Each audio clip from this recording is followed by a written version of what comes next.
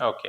ఒకవేళ మన ఇంట్లో కిచెన్ రూమ్ ఉండాల్సిన ప్లేస్‌లా ఉండకుండా వేరే ప్లేస్‌లో ఉంటే అనార్థాలు ఎలా ఉంటాయి సార్? అంటే అసలు మన ఇంట్లో కిచెన్ రూమ్ ఎటుండాలి?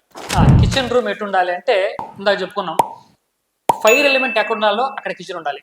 హ్మ్. అంటే ప్రతి వస్తువుకి ఒక లక్షణం ఉండొచ్చు. తర్వాత చేసే పనికి ఒక లక్షణం ఉంటుంది. ఫైర్ ఎలిమెంట్ అక్కడ మనం వంట చేసామనుకోండి, ఆ వంట చేసే క్రియ ఫైర్ ఎలిమెంట్‌ని పెంచుతుంది. కాబట్టి ఆగ్నేయంలో వంటగది పెట్టినప్పుడు ఆ ఫైర్ ఎలిమెంట్ ఎనర్జీ పెరుగుతుంది. మనకు ఆ ఫలితాలన్నీ వస్తాయి.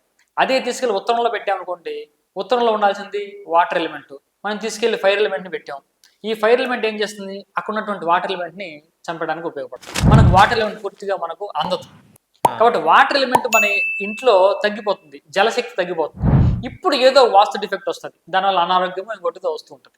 ఓకే. కాబట్టి ఏది ఎక్కడ ఉండాలో అక్కడ ఉంచడమే వాస్తు.